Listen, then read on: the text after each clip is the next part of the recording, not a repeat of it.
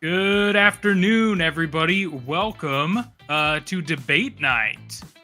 I'm Preston. I will be your debate moderator tonight, hosting this with you guys. I've got three of your media staff, your commentators, here with us tonight.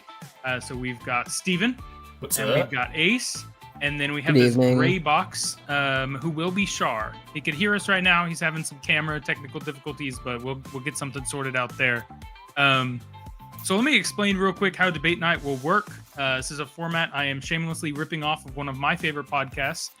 So here's how it's going to work. I've got 9 questions that I provided to these commentators, these analysts of the RMNA realm with advance. So they've looked at these questions. They've done some research. They've had some time to cook.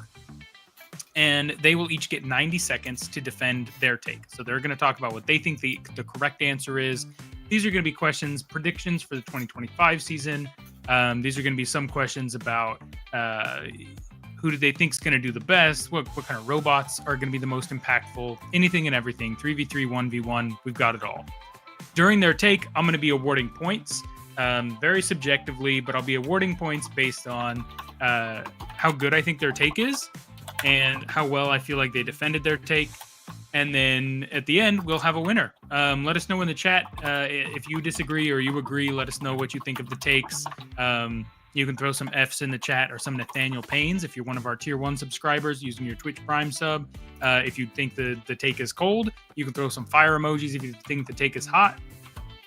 That's about it. And then shout out to our man Christian running production behind the screens today. Worked up this crazy Debate Night center for us to make this all visual. You can see everyone's points will be by their names, and then the timer at the bottom will be how long they have. Any questions from our commentators? You guys all got it? I think everyone I'm so understands. ready. Let's get into it. Let's get it. All right, question number 1. We're starting hot and heavy. Who do you believe will be the first, second, and third place teams for RMNA 2025?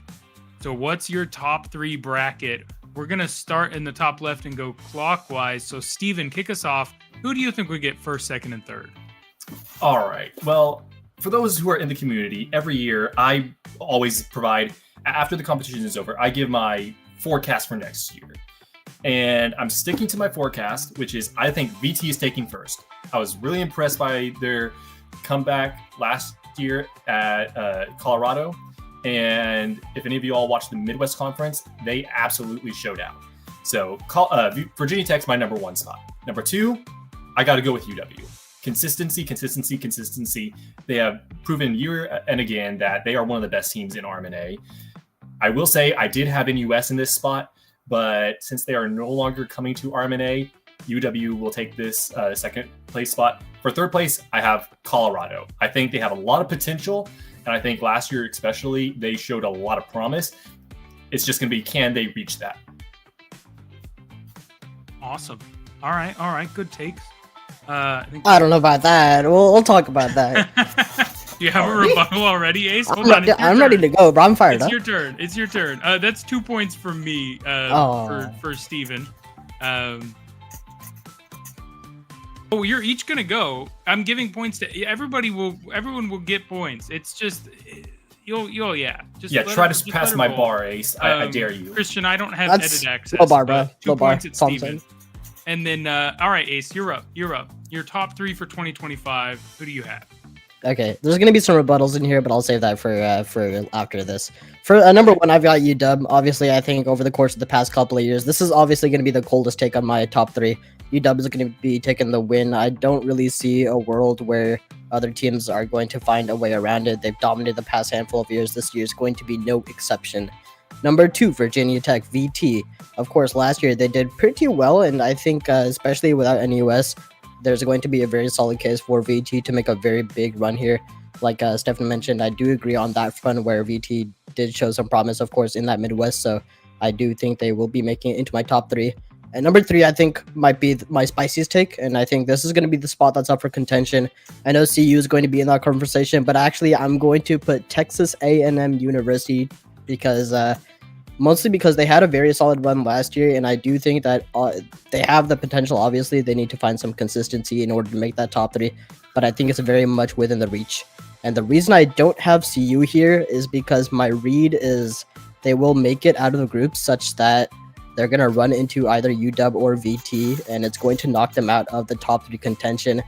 That's the only... I think it comes down to legitimately seeding, and that might be what does CU win. So that's going to be my top 3. UW, VT, Temu.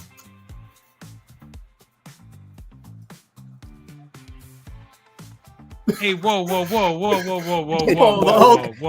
Be careful, Shar. No. The points can go negative.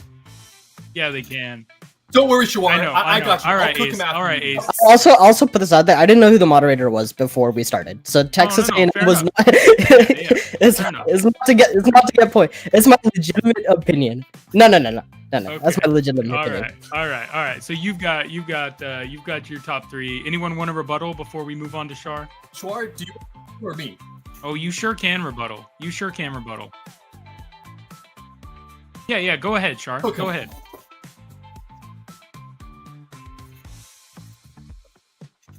No. I want to hear your opinion first because I might need to cook you as well.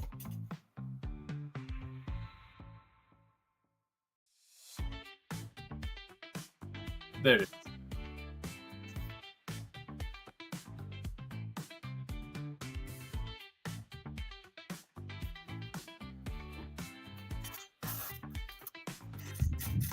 Whoa. What? All right.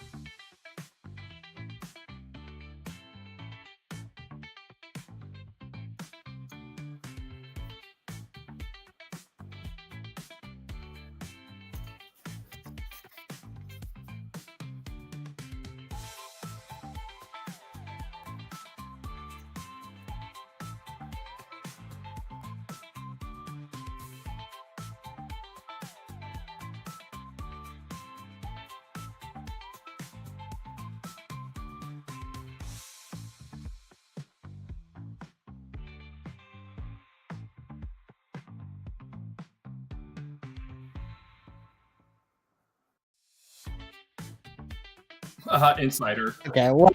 Insider trading. That's illegal. Come on now. I didn't even have that advantage. That's cheating. All right. So far, I've got you each at 2 points because I think I agree with about 2/3 of everyone's takes. So I think everyone did a great job of supporting them. Would anyone like to do an extra rebuttal? Like, is there, now that you've given your opinions, does anyone feel like Yes. you would like to discuss who was really Let off me the cook mark both here? of these people. Let me cook both of my fellow guests here. All right, Steven, you can rebuttal one of them, and then we're gonna bounce over to Shar. What you got? All right. In that case, I'm gonna rebuttal Ace. I'm sorry, Ace. I got to pick on you. And before anyone I forgive claims you. me as a Not hater, really. I graduated from there, so I can criticize them. All right.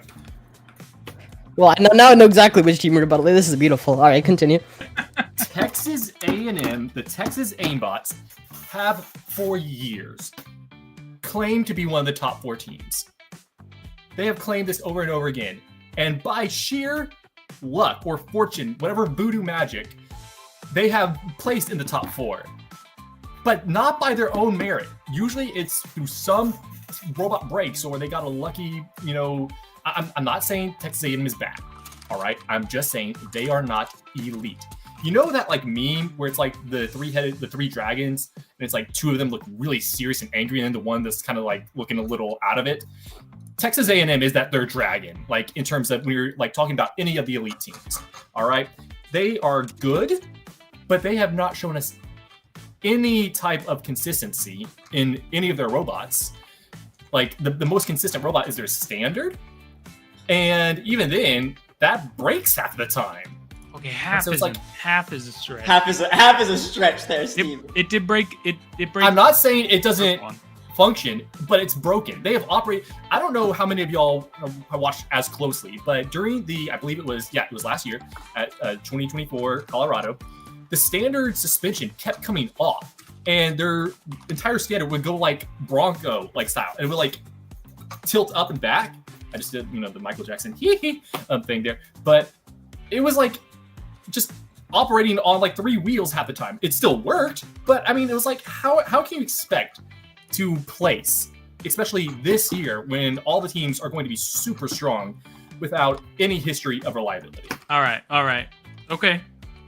Am I allowed to rebuttal the rebuttal, or? Yeah, you can rebuttal the rebuttal. I'll keep it pretty short. You can have it's got to be short. Each rebuttal has to be shorter and shorter. So, you can defend a little bit of why you think. I'm sorry, I took so much time.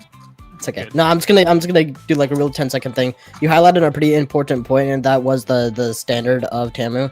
I think a lot of us are overestimating how big the tech advancement is going to be this year. I think obviously there's going to be a tech advancement. I don't think it's going to be as pronounced as some of us are thinking. I think the standard is still going to be. This is kind of bleeding into the next handful of questions, so I don't want to get too far into it. But I do think the standard is going to be the most important robot. I should say that. All right, Shaur, you got one rebuttal, and then we're moving on to question 2. I'm hitting Steven with this one. Steven, I think that you are a hype beast. I think you truly, truly love to get into the hype of the game and what could possibly care. But in this case, I don't think you've read the stats. I don't think you've read the history. You said you think at the end of the day that the bracket in your mind doesn't change very much. You think that the team standings don't change very much. I think that you haven't seen the history of UW. We look at 2022, for example. They're at the top. Their Sentry's the best. 2023, their Sentry's performance went down. Unable to get to the center, unable to actually keep the control of the map as well. And the one thing I think about this, and I kind of mentioned this in my point, the one thing I think is most important for this particular field is keeping control of that center. That's how you get your points. We saw this at Midwest. We're going to see it again at the regular moderator. He's getting ahead. Is that ahead? Fine. It's required to rebuttal. It's required to rebuttal. No, you're fine. I mean, therefore, if you spoil your own takes for later. It's fine. All right. I'll spoil my own takes. Speaking of getting ahead, moving on to question number 2. I think those are good points. I think everyone had good points there. I agree. A&M, because we are predicting, right? If A&M fix their reliability issues, their robots, when they work really well, right? So, I mean, I think Ace has a point there. I think to Shaur's point, I'm glad someone agrees with me. UW Sentry was not top tier anymore as of last year. Like it still defends really well, but when defending sentries aren't useful, is it useful at all? And then I think Steven's take was very defendable, right? Sure, UW has not very much work to do, right? They just need to make the thing self-drive. It has everything else already padded down. So now we have Shaur joining us. There we go. Thank you. Thank you, Christian. Hello, everybody. Right. This is me. Question number 2. So the second question is, which robot do you feel will be the most impactful with the new format or style of game? So now that we're going to capture the point style, which robot do you believe will be the most influential? Okay, most impactful. We're going to go ahead and go in reverse order. So Shaur, you're going first. I think the Sentry by far, you can just get such an early advantage if you have a moving one and the opposing team doesn't move or for whatever reason. The Sentry starts with a ton of health. It has a ton of damage potential. It's a level 10 standard essentially at the very beginning of the game, which we've seen that the level differences are everything in RMNA. If you can outlevel your opponent, you just beat them all outright with just stats.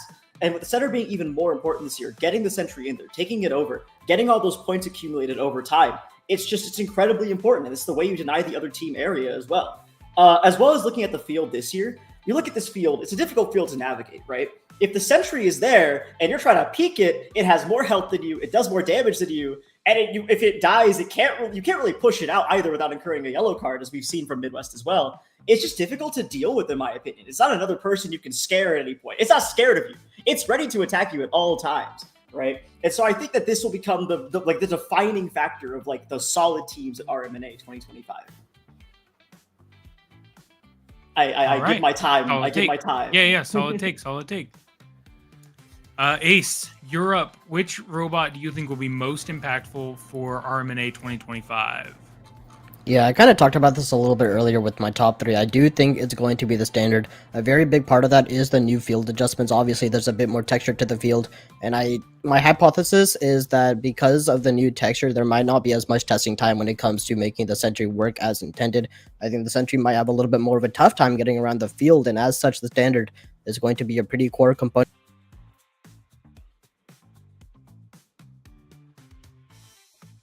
scratch, teams can still kind of get around that hurdle just via manual piloting. So I think, and obviously we've seen NUS the past handful of years. We know how powerful a good standard is. Therefore, the standard is just going to be the best robot this year. All right, Steven. Robot for RMNA 2025 will be the most impactful. This is interesting because we all have 3 different robots. All right, I'm predicting the hero, and the reason why I'm predicting the hero is yes, the standard. It's going to be the most probably reliable robot, just because that's the first robot that everyone builds. The Sentry probably has the potential for the the most damage or most scare factor, but the hero is going to be very critical. And I think a team is only as strong as its weakest link. And this year, I don't think I'm alone in believing that the hero is the weakest link of the robot lineup this year, just because there is no base, right? And so you're going to have a lot of teams that are going to be struggling to find out how do we incorporate the hero into our strategy, into our engagements with other robots. And the team that can utilize the hero is going to be at a numbers advantage. And we've seen throughout the years, if there's one thing that can guarantee you victory, it's a numbers advantage. Previously, it was the working sentry, right? I think there's going to be more teams with sentries that at least move and shoot. So this year, I think having a hero that can be incorporated into their strategy, whatever strategy that team decides to implement, will be the defining factor, because I don't think a lot of teams are putting enough focus into the hero because they've just given up on it. And I think that's a mistake. Okay. All right. Good takes. Good takes all around. Anybody want to rebuttal before we I have a couple thoughts. I have a rebuttal. All right, Shaur, let's hear it. So I'm allowed to rebuttal one person. Can I rebuttal both at the same time? Because I think my rebuttals is okay, cool. Yeah. So rebuttal for the hero. Enough teams have already talked about this, and that they're like, oh, you know what? I don't even want to field a hero because it's gonna essentially just be like an extra meat shield to level up off of. I think that the hero in this particular setting it just conflicts with what teams want to build for RMUC as well as RMUL, which enough teams are considering this year to actually going. CU, for example, is a really good one, right? A top team that we're considering will be a top team. They're not going to make their hero quote unquote RMNA proficient, right? And I think also this was very exacerbated at the Midwest competition. VT, known for their hero, known for how good their hero can be, decided not even to field it in the 2v2 format because they were like, it just doesn't give any advantage at all. I think you're right. The hero is the weakest link. And I think that by that logic, it cannot be the strong. It cannot be the reason to make your, you can't make a strategy around it, essentially. You have to basically get it out of the way, let your Sentry Standard go, and make sure that it doesn't die or just not field it at all, which I think enough teams have even talked about. Like I know UW, RHIT both discussed, like, what if we just don't field it? You can't level off it anymore. And there's no disadvantage to not even having it on the field, which I think, given that that's a conversation we're having, the hero is out of contention in that reason. Going to the standard now, I think that while you're correct, the standard will be easier to quote unquote navigate the field with.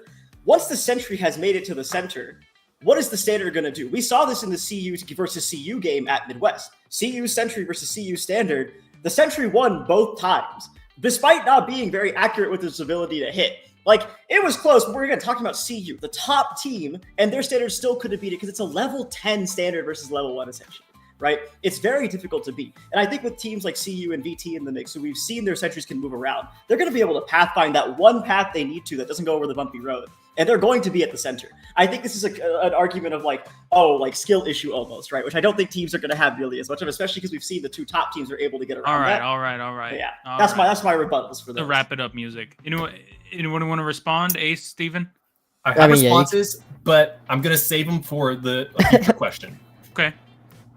I mean, I think there's a pretty short response to be had here. Obviously, you put a lot of stake in the Sentry, but then also in your previous argument, you literally just admitted that UW is they didn't have a moving Sentry last year, so it's like I think you got to pick a side. I don't really know. What do you mean pick a side? UW didn't have a moving. That's why I put them at third. I didn't say they were going to be first by any means. Well, that's my point. You were talking all these top teams are going to have moving Sentries, and then you're saying UW didn't have a moving Sentry. I just don't foresee I don't foresee enough teams having a strong enough Sentry for it to be the most powerful robot. Just in the Midwest, we saw no moving chance. All right. No. Some of y'all are losing points now. I'll say my piece, and then we're going to move on. That's the point of being the moderator. I actually did this just so that no one can rebuttal my takes. I think for the top tier teams, the hero is going to basically be the tiebreaker. Whether the answer is don't field the hero or field the hero, I think the hero or lack of existence thereof will be the tiebreaker. because the sentries are going to be there. Anywho, I also want to point out that I think the Midwest Conference had a different time per match than is that true than the RMNA 2025 will 2v2 3v3 is the time different? No, the time was the same. It was fine. It was the same time, It's but just it the was map- a different map, and it field was size, 2v2. Yeah. RMNA is 3v3. Just saying. All right. Moving on Could to be question 2v2. number 3. Christian, throw up question number 3 for us. Is hosting an advantage or a disadvantage to the home team? All right, so that's the question they're deciding on. Chat, you're welcome to rebuttal or debate in chat as well. Let us know. Do you think hosting is an advantage or a disadvantage for the home team? I think Ace, you're the one that hasn't started yet, and a UCSD alum. Give it to us straight. Hosting, good or bad for the home team? Yeah, this is a tough one. I thought about this question quite a bit. I think at the end of the day, the answer is it purely depends on team size. So that being said, because the teams who are generally hosting have a larger team size, I'm going to go with advantage. When you have a larger team size, you're able to allocate resources. You're able to piece apart your team so that you can actually, get people to host. And then in doing so, you are able to get the field earlier. You are able to get some more testing time with the field. I think testing time with the field is probably the number one thing you can do to improve a robot. We saw that at the Midwest Conference. Like, we saw how CU was able to utilize that. And I think there's a very big advantage to be had if you're hosting, given that you meet a proper threshold for team size. All right. Steven, hit us with your take. Yeah, I'm going to say it depends. And I know that's a bit of a cop-out of an answer, but I think it's changed. I think in the past, I'm specifically talking about 2021 and 2022, it was a detriment. And I believe it was because, it was the first time RMNA was happening. And so there needed a lot of involvement in just running the competition as a whole. And all the teams were relatively young. So I think it took away a lot of resources from the team being Texas A&M.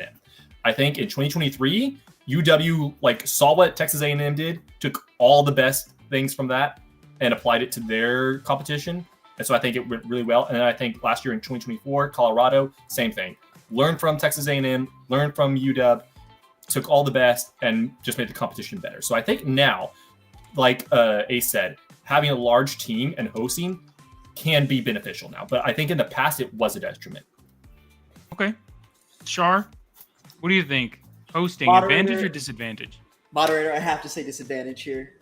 It completely splits your resources on the team quite a lot. You have so much work you have to do to get a competition to run. I'm sure UCSD has felt this. UW has felt this. TAMU has felt this for 2 years in a row. I feel like there just isn't enough people, no matter how big your team is, running the size of competition we do, and with it getting bigger every year, more and more people, you have to go and negotiate contracts, find sponsorships, find venues, find all the different places that you can get people to actually stay, find all the places that you can get people to build stuff. The advantages are just completely offset because you can bring tools, you can bring 3D printers. We've seen it done with CU before. You can bring all the stuff you need from your workspace in order to actually be able to participate in competition with everything that you could possibly want.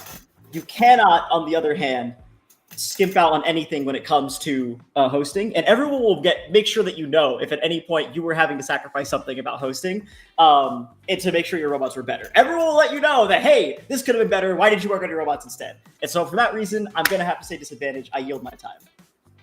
All right. Sounds good. I think both are really valid points. I don't know if anyone needs to rebuttal those. I'm not sure. I There's do. really strong I'll do. opinions. Sneak a All quick right. one in. Yeah. Get in there. I think y'all had some valid points 2 years ago. I think it used to be a disadvantage. But as it stands, we've had so much experience with hosting over the course of the past couple of years. Of course, Texas A&M hosting, we have CU hosting, and Seattle, obviously. There's so much knowledge being pulled together at this point, and there's a ton of staff. There's far more staff than there was 2 or 3 years ago. So I think while it used to be an advantage because the hosting team had to put in so much work, I think it's less of a problem now to get a hosting scenario up and running. And so those kind of disadvantages are kind of outweighed because of all the experience. So I think at the end of the day, the only thing that are left are the positives, of hosting. I agree with Ace. Okay. All right. Good takes. The only thing that I had put down to kind of point out was, in addition to that year advantages, I think there's something really great about having your entire team basically be able to go to comp. I think it builds a lot of members up and makes them very excited about competing the next year. I think being at competition is one of the things that really hypes people up. But to Shaur's point, I think the members that would be putting the most time into the robots are also the members that have to put the most time into hosting. So, all right, we're moving on. We're moving on to question number 4. One of my favorite questions. Who is your underdog pick for 2025? The Cinderella story. Who is it going to be? Underdog for 2025. Steven, start us off. I love this question because in addition to my preview for the next year, I always have a hot underdog, my dark horse that I pick every year. Last year it was McMaster. That didn't play out so well.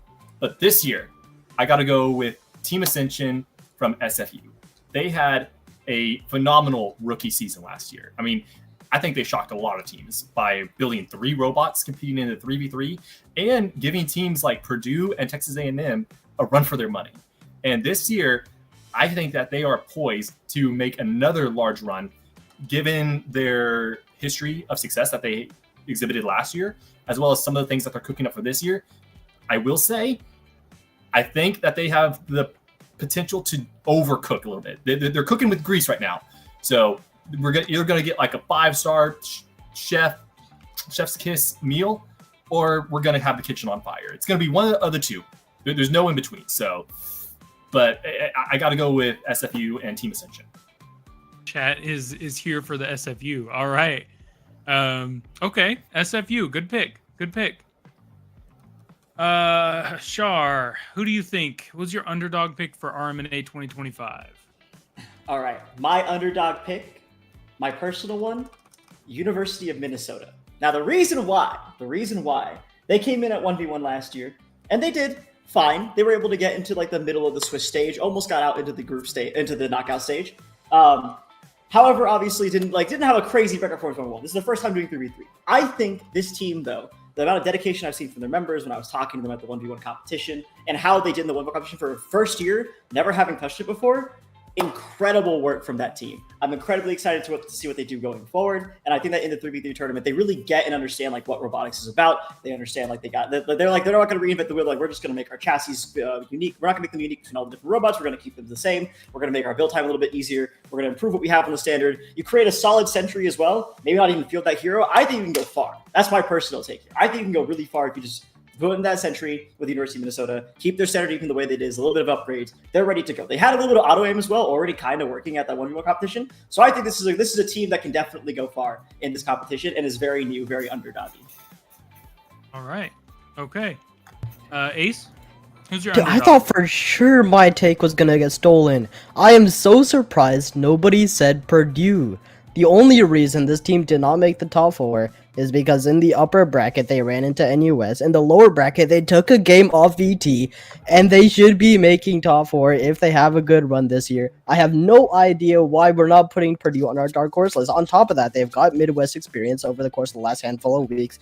These guys are locked and loaded. We saw them actually develop the robots over the course of the Midwest Conference. We saw them get their hero up and running when it was completely like, it had some struggles at the beginning, but by the end of the tournament, it was going pretty nice. So I think Purdue is going to be my easy dark horse, and I'm very surprised that it's not going to be one of you guys' predictions. I guess it's not like a super dark horse, so I acknowledge that.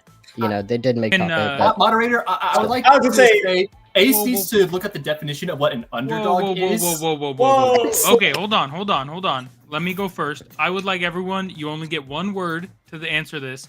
I want to know where you, like, for your underdog Cinderella story to have come true, what place would your underdog get? Because I don't think some of you were calling for SFU to win the whole thing, right? So just go around one at a time. Just give me a number. Where do you think, like, your Cinderella story happens? Where do you think your underdog team ends up? Steven? 6. Shaur? 7. Ace? top 4. Okay. All right. Okay. That's 2 words. Yeah, it is. Moderator. It is 2 words. It is 2 words. Y'all can rebuttal. Whoever wants to rebuttal Ace. Can I go, Steve? Yeah, Can I go Steve? for it. Chad is I got also 2 rebuttals. rebuttaling. I got 2 rebuttals. Number 1, okay, forget Purdue's on an underdog. That is technically my first rebuttal, but the actual rebuttal I want to give is that Purdue has said they're giving up on their balancing, which I think is the reason they don't have a shot anymore of making it past that 5 mark. The balancing, especially this year, seems a lot more important to be able to make it up that ledge in order to actually get to the attack zone a lot faster. And that was Purdue's major advantage in all those reveals. If you go back and watch those matches, they're blocking shots with it. They're moving quick. Their strategy has always been 2 standards, 1 sentry. Now they're not even allowed to do double standard, and they've given up their balancing entirely. I just don't think we're going to see the amount of technological development we need for them to actually make it up to a top 4 spot. I think so. If we had the same format twice in a year, maybe. But in this case, I don't think so. I yield to Steven. I think shaur is correct. I mean, Purdue, unfortunately, is on the wrong end of the changes for this year. I think they'll do all right, but I don't think they'll do as well. So, one, I don't think Ace's prediction of them getting top 4 is realistic. But 2, they're not an underdog. They're not an underdog. You said it yourself, Ace. They should be the top teams in that upper echelon competing every year. That's not an underdog. That's someone who's going to live up to expectations. Right. Cough, A&M, cough. In my notes, Oh no! In my notes, I had put, I wonder if anyone's gonna try and call CU an underdog because they didn't make it out of groups. Okay, well, I don't think anyone's gonna say that. I will quickly note that I thought Purdue was gonna go. So my second answer was going to be Queens, who is an actual underdog probably. We saw their 1v1 results last year. Obviously, they did pretty well in ones. They lost to Tamu in lowers, and that's a pretty respectable loss, especially because they did keep it close as far as the other 1v1 matches go. So I do think there's a lot of scope for improvement for Queens, and especially because they did pretty well in that 1v1. Kind of tying back into my previous point, I do think that standard is still going to be the most important robot. I think Queens has a good one here. I do see them making top 8, top 7. I like Queens.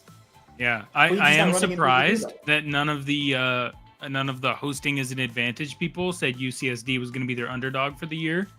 Little bit surprised there, but I wasn't thinking about it, but I was like, I don't want to be that guy. Moving on. Next question. Chad also brought it up. What is the best drive system for 2025? So, chat. The question is, what is the best mechanical drive system for the robots for 2025? Options are things like Mechnum wheels, Omni wheels, Swerve drive. You've got X drive. We've seen. I mean, you got the 2-wheel jumpers as kind of an option. Just let us know. I've lost track, so we're starting with shaur. Okay, so I'm going to preface this with I am not a mechanical person at all, but I think having a jumping suspension on every robot is probably the best way to move across the field. You're getting a whole new avenue of offense to be able to actually attack the center. If you get your standard, your hero, your sentry, whatever else, up onto that ledge, essentially from the start, you're immediately attacking the center. So much faster than having to go all the way around or go over the bumps. You're also able, in that case, to surprise the opponent by being, haha, I'm at the top. I'm attacking you in your base. I'm gone. Can't catch me. And I think that makes it so that the proper movement that you need for NA is a lot more important to have that kind of suspension, the ability to make those steps in order to climb up, essentially. And I feel like, while we may not see that fully in the actual competition, if you had that system, a perfect theoretical world, you would be leagues ahead of every other person in competing in the game. I yield my time. Your take is that 3 balancing robots, balancing sentry, balancing hero, balancing standard. Make them all balancing. There's no reason to just do a balancing standard anymore because it's not going to give you any extra bucks. Make them all balancing. Get them all up on that ledge. That is a take. All right. Ace, you're up. All right, well, I'm going to stick with simplicity here. Actually, I'm going to glaze UCSD a tiny bit because I do think that UCSD has got one of the best drivetrains there is out there. It's a 4-wheel Omni drive, but they are at 45-degree kind of layout. So I think that's a pretty nice layout because it's the best of both worlds as far as mobility goes and as far as, utilizing your power consumption, especially when you're Beyblading to kind of get max output at any given time. I do think the texture might be a problem for Mechnum wheels, especially. So we'll see. Obviously I'm not a mechanical guy, but I don't think Omni wheels are going to be finding the same struggle that a Mechnum setup might. And I also don't think that Swerve is going to be the play because obviously we know the general issue with the power consumption, and I think that's going to be even more of a threat this year with the increased texture. Going over the bumps, it's going to take even more power than normal. So for that reason, I'm going to go with Omni. All right, Omni wheels coming in from Ace. Steven, bring us home. I think this could go either way, but I'm going to say Mechanum. And the reason why is because I think it's the easiest for suspension to be implemented. And I think this year with the bumpy road tiles and the elevation that's been added, suspension is going to be very critical for navigating this map. I could see the logic in some of my fellow commentators' answers, but I just think that having good suspension will be the most important thing. And to Shaur's answer, this is part of my rebuttal. I think that having that balancing aspect is nice because it honestly acts as suspension. I mean, it's basically incorporated suspension into the chassis of the robot, but it's just going to be almost impossible to implement because balancing has lost all of its buffs. I mean, you have to use 4 armor panels now, so I just don't see it being the way to go. I think you lose too much. Am I allowed to rebuttal back? Yeah, go for it. All right, Steven. So I think my issue with the balancing has lost all its buffs is that balancing had a lot of buffs and was also already definitively better than regular standard. Outside of being all those buffs, including the 2 armor plates. I mean, just think about all the maneuverability you get with balancing. Especially in this field. This field, you can jump up on that ledge. You can hide behind that wall, peek, be able to do stuff to the middle, get to the center, get out of the center, come back immediately after healing. There's just so much more maneuverability, so much less cycle time that you'll have to do when you knock out someone in the center to be able to heal and come back. That I feel like it's we didn't ask what is the most likely drive system for 2025. We asked what is the best drive system for 2025. And yeah, sure, it's difficult to implement, but you want the best, you're going to have to do the difficult stuff, right? That's my personal rebuttal to you, Steven, is that we're asking about the best, not just what you think is doable. But you have to have 4 armor panels. So what? You have to have 4 armor panels on every other robot, so you're not invulnerable anymore. Okay, you're still spinning. You're still able to attack the center and go back and heal way more. You're still essentially gaining a lot more life than any other standard. Yeah, but what was the main benefit to balancing? Was that you could shield yourself from taking damage. But look at the field this year. The field is now there's a ledge there that you can jump up if you have a balancing standard that is able to do that. If you have suspension, you can jump off the ledge. All right. We're moving on. These are crazy takes, though. I love them. I'm gonna just sneak my rebuttal real quick. All right, that's cool. Ace, what you got? All right, I think we're overestimating the power of positioning. To be honest, yes, high ground is cool and all, but at the end of the day, just look up, bro. How hard can it be? Oh, you haven't played enough Overwatch. It's hard. Yeah, well, and I think no. I think that's not Overwatch. I think it's the distance from base to center more than the aiming angle. I think is the big issue here.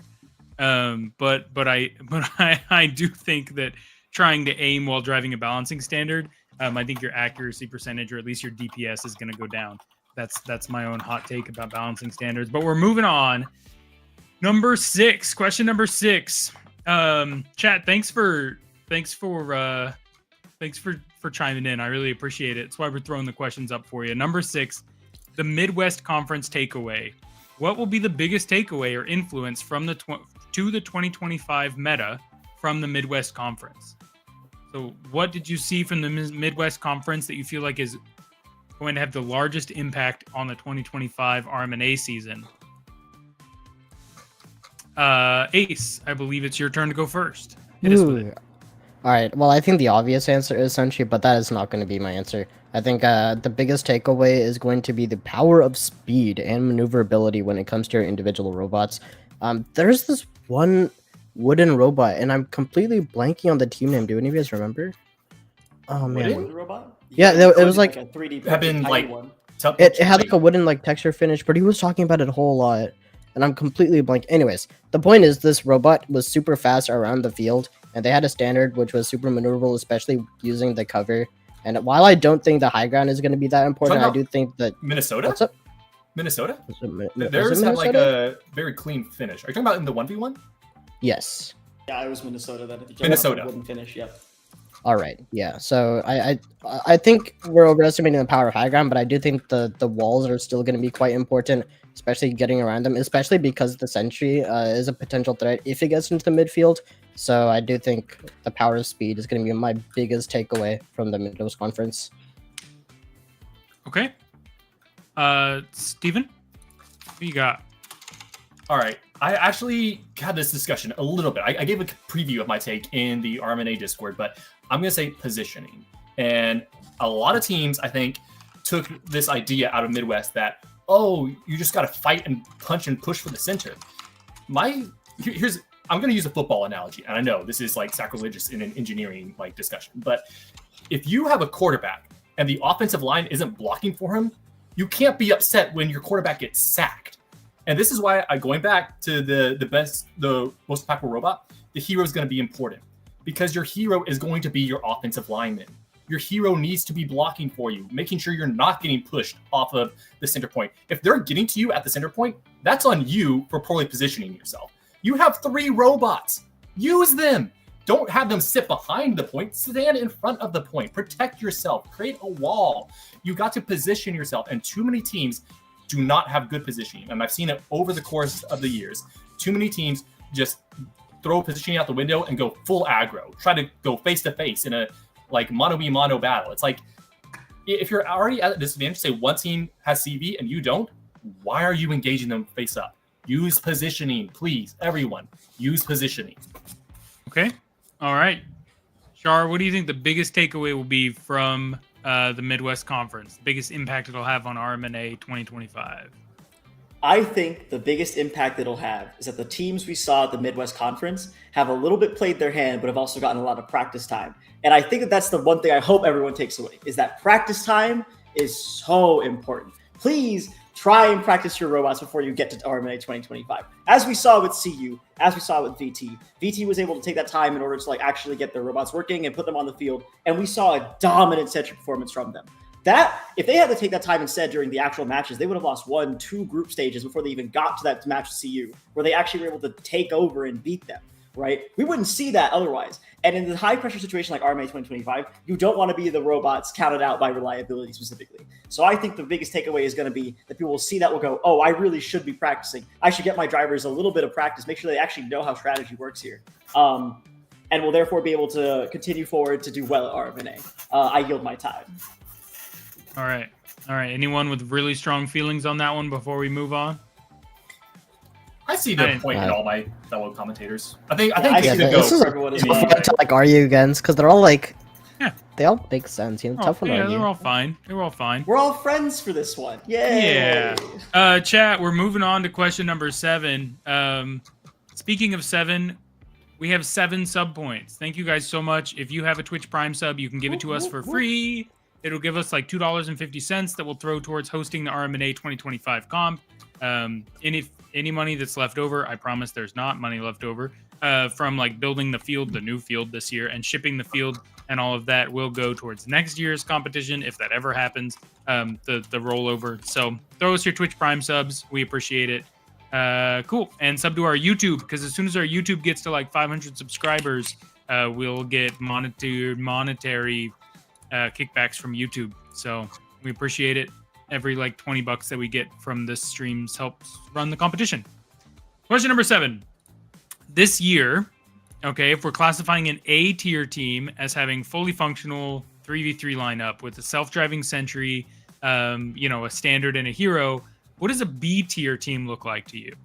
Okay, so if that's A tier, what do you think the B tier teams look like? What will their kind of morphology be? What's their lineup look like? We're starting with Steven. All right, before I give my answer, I want a quick clarification on this. Is CV included in the A tier? Yeah, I didn't make an S tier. So if A tier teams are just like fully functional, right? So your sentry drives and launches projectiles, you have a standard that works, and you have a hero that works. So 3 fully functional bots is A tier. What's B tier? All right. In that case, I would say B tier is a team that has 3 fully functional robots, but no, I'll call it features for them. So they don't have super caps, or they don't have CV, or they don't have localization. They have 3 working robots, which is great, but they don't have that extra spice on top of their robots. Okay. All right. You're saying that's a B tier team is still 3v3, but just none of the features. Yeah, a fully functional 3 robot lineup, just they don't have those, I'll call them bonus features, if you will. Okay. All right. Ace, what do you got? I can certainly see the argument, especially because NUS, they did well just by keeping it simple. I do think we are kind of past that point, though. I think, especially when you're looking at the B tier, my definition of B tier, by the way, is like, like top 8. Do we all agree with that kind of sentiment? I'll come to my definition when you keep going. Okay, all right. So assuming that, I think we're kind of past the point where keeping it simple is going to do the trick. I think you need to have a barrel line minimum of maybe like at least a classical computer vision kind of setup. Now, maybe your ballistics is entirely there. Obviously, I don't even think super cap is all that necessary either. But at the very minimum, you should be able to have like, your 3 working robots, probably classical CV algorithm, and let's say like Beyblade code. And I think that's my baseline for what a B tier team is right now. Really quick, you just said super cap is not necessary, but previously you said speed is going to be the biggest takeaway. Well, yeah, for like A tier teams. Yeah, y'all are crazy on these takes. Shaur, bring us home. What do you think a B tier team is? I think it's so easy. I'll list you the exact strategy that a B tier team is gonna have. I'm gonna line up my robots. I'm gonna send my sentry on a predetermined path to the center to leave it there. Keep it Beyblade and keep it attacking until it gets knocked out. Stays on there anyway, so when it revives, it's still able to be rotating and keep space essentially. I'm gonna send my standard and hero out. I'm gonna do some damage, come back, do some damage, come back. I'm gonna have some CV, but no actual localization with the sentry, no like crazy, like super strong ballistics. I think you're gonna have some classical, like Ace was mentioning, but I don't think you're gonna have any kind of ballistics at all. I think you're gonna still be doing a lot of manual aiming.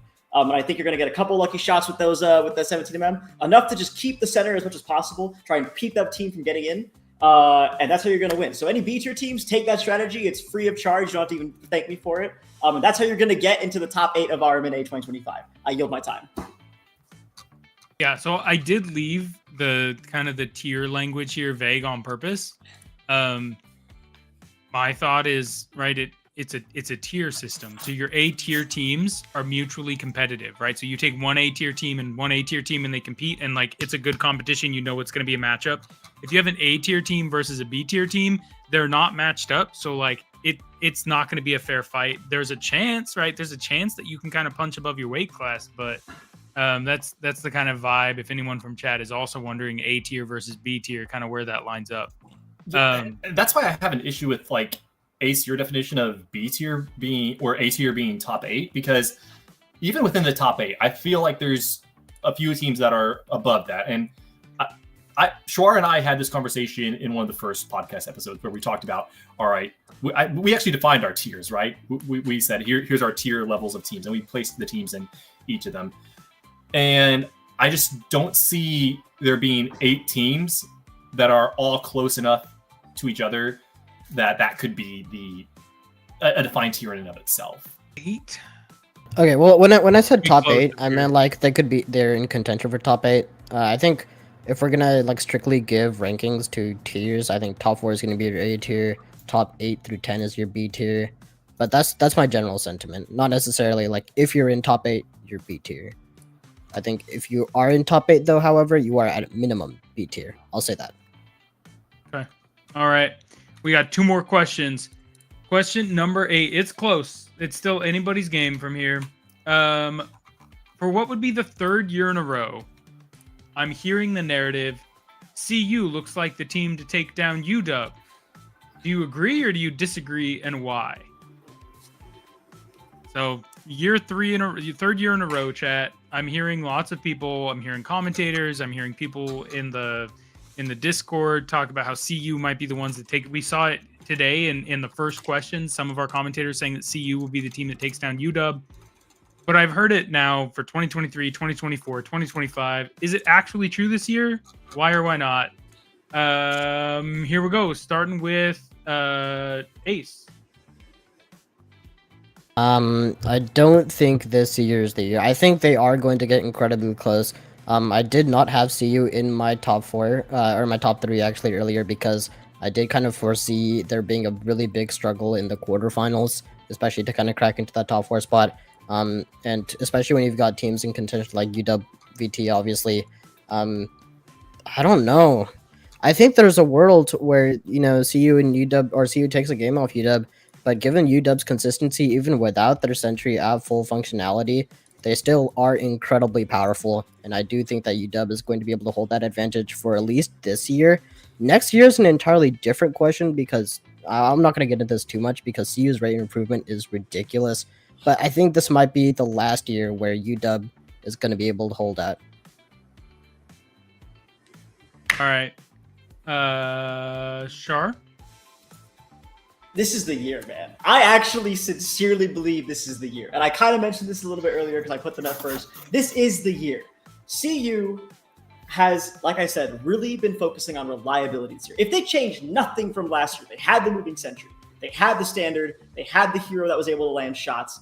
Those three robots were already at like the highest highs whenever they were playing completely reliable.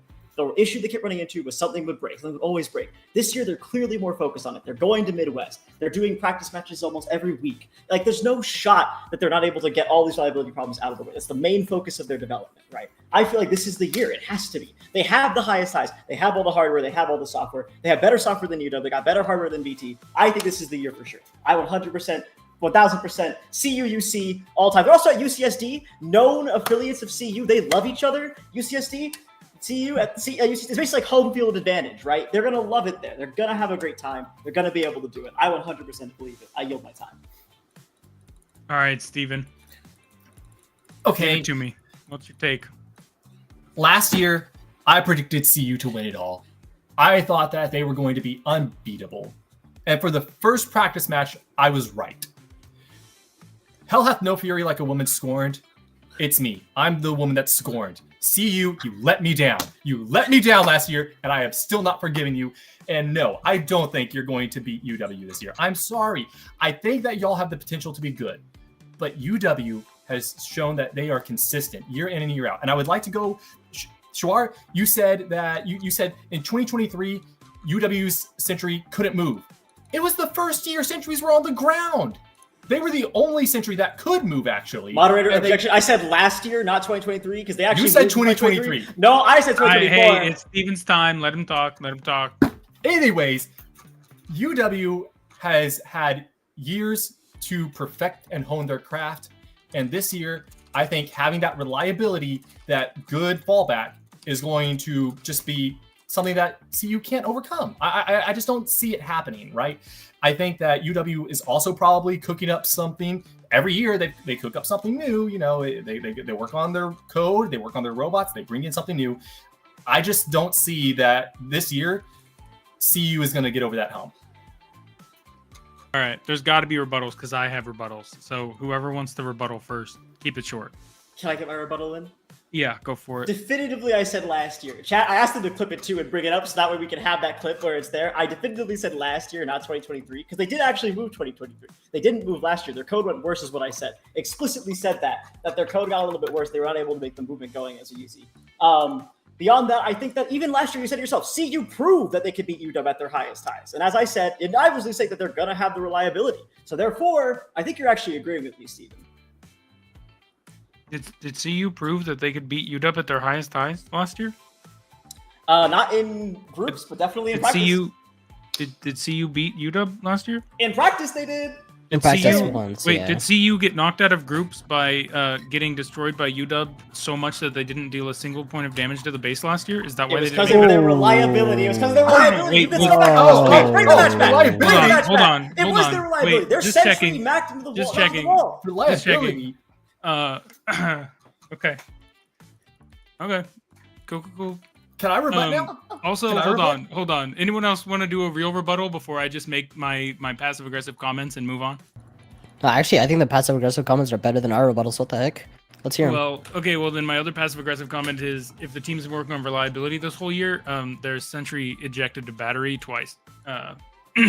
They need some battery Well, straps. it's good. I will- okay. Now they're finding I out got- now. That's proving they're working on the reliability. I will That's also not say, proving anything. Preston, I will also say, I got to come in and correct you here. The robots that they fielded at Midwest are not the ones that they are bringing to RMNA. Oh, good, dude. On my answer sheet, literally what I wrote down was CU looks stagnant as heck. I wrote in there that like last year's robots and Midwest looked exactly the same, and I was like, I don't think they've done anything. I do. To Shaur's credit, however psychotic he is, CU has been cooking in the background. I just also think that UW has been cooking in the background. And if you take last year's performance, like you said, Preston, UW beat CU. And let's point out, CU was not broken in that UW match. They broke in the RHIT match, which is why they lost. But in that UW match, They were functional. Why The did Sentry was not UW functional. smash them in that match? Because UW is better. All right. Yeah, I'm gonna also add on to the shaur hate. I mean, we can keep talking about working consistency, but as it stands, it looks like right now CU have 3 robots to make consistent, and right now UW only has the 1, which is their sentry. All I know is 1 is less than 3. You know, I'll just put that out there. It's been taking them 3 years to make it. I don't know, man. I don't know. They haven't proven they can do it yet. Well, there's no denying that CU's rate of improvement is greater than UW's rate of improvement. I'll concede that. But I think as it stands right now, even though UW has had a slower rate of improvement, they've just been around for so much longer. You know, being able to make those first 2 robots consistent has allowed them to, put all the development time into the sentry. And I think that might be able to hold them off just for this year. Like I said, I think given that this prediction is just for this year, I'm still going to stick with UW. Bro, these takes are crazy. I love them. All right, we're moving on to the last question. It's 11 points, and 10 points. It's way closer than I meant for this to be. I should have been awarding more points per question so that there was more granularity. This is my bad. I'm working on it. Chat, please let me know. I'm going to make a poll. Hold on. Before we do this last question, I'm going to create a poll right now. I will manage a poll. I'm going to ask who you guys think gets a bonus point. All right. We're playing Mario Party rules. All right. So you get to the end. You think you were the winner. Not the chance time. But you guys are going to determine the random star. You're going to decide who gets the bonus star. Is it Shaur? Is it Ace? Or is it Steven? I will allow additional votes, but they're going to cost 5,000 cubes per vote. So really, none of you should be able to make a ton of votes. All right. So go ahead and vote in chat. Thanks for being here. We're on the last question. Steven, no sucking up to chat. Question number 9. Who do you think will win standard confrontation or infantry confrontation, the 1v1 competition for this year? Who do you think's taking it down? It has not been UW 4 years in a row. It has been contested. I want to hear your takes of who wins in 2025. We're starting with the king of 1v1 himself, Mr. Steven. Well, as a 1v1 expert, I'm going to give you my professional opinion. And it is going to be that UW reigns supreme again. Now, I think Colorado has a chance to take that from them. But they told me they're taking away the one thing I think that gave them a massive advantage, and that was the Cobra standard, the standard that popped up over the walls. And so without that, it's like UW, I just think in every aspect has more experience and is better. I also thought NUS stood a really good chance of taking them down. NUS isn't coming this year. TAMU, reliability standards, going back to all my previous takes. I just don't think they have the reliability. I just don't see there being a team this year that's going to pose enough of a challenge against UW. All right, UW from Steven. It's a good take. It's a well-based take. Shaur, 1v1, who do you think wins? I could show you. I wrote this down a night ago. This is not sucking up. I am truly hoping, praying Tamu surprises us again and takes their championship title back for 1v1. No way. Standard development has always been their strong suit. It always has been. They were 4th last year. They've won it before. They've gotten to top 4 almost every time in there. And it's not like they fluked it like we could think they have for 3v3. They've truly made it there almost every time. I truly believe Tamu can do it again, and that their standard development is one of the best in the entirety of RMNA. Their driver is also one of the best in the entirety of RMNA. We've seen it before. With NUS gone, there's no other driver that really matches the Tamu standard driver, in my opinion, when it comes to driving a standard. So I feel like this is their year to take it back. If any year was going to be their year to take it back. Wow. I feel so robbed right now. That was my entire, everything I've been arguing this entire night has been focused around the standard and Tamu having the best standard from the get-go. That was going to be my closing statement. Oh my goodness, Shaur. You're up. It's now your time. You're robbed me. Go ahead and give it to me. Wow. I mean, I'm going to echo, obviously. It's going to be Tamu. We've seen the power of their standard. But I would not be surprised also to see CU make it to the win because, the rate of development, I think, has been greater than UW. And I think that holds true, especially for the standard. Obviously, if It's a tough one to predict, obviously, because UW is going to be so dominant, and has been so dominant. But there's a very realistic world where CU puts a ton of effort into their standard to make it consistent, like Shaur was mentioning. That being said, I'm going to stick with my original prediction. It's going to be TAMU standard for the win, and as long as they get that consistency, I would not be surprised to see TAMU take a dub there. Do I get my rebuttal? I want to rebuttal both Yeah, of these. yeah, you get your rebuttal. Go for it. Go for it. All right. You know what? I'll give this to you. TAMU is good at developing standards, and they did have the best standard in 2023, evidenced by their win.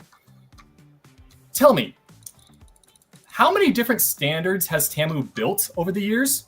Oh, that's right. They rebuild it every year. You say they have the best standard. I mean, I don't see it. They rebuild it every year, and it's sometimes better, sometimes worse. I mean, look at their decline from 2023 to 2024. They fell down from first place to fourth place. How do you do that? It's just not a good method of developing robots. I don't see it taking them to the 1v1 championship this year. And again, I went to A&M. I am the 1v1 master. I know more than both of you that Texas A&M is not going to win the 1v1 championship. Okay. When did you graduate? Hold on. Time out. Does anyone have a rebuttal for Steven on why? You know what? I'm gonna. Anyone want to rebut? Go for it. Ace, do you want to rebut? Do you want me to rebut? Because I have a rebuttal if you don't have one.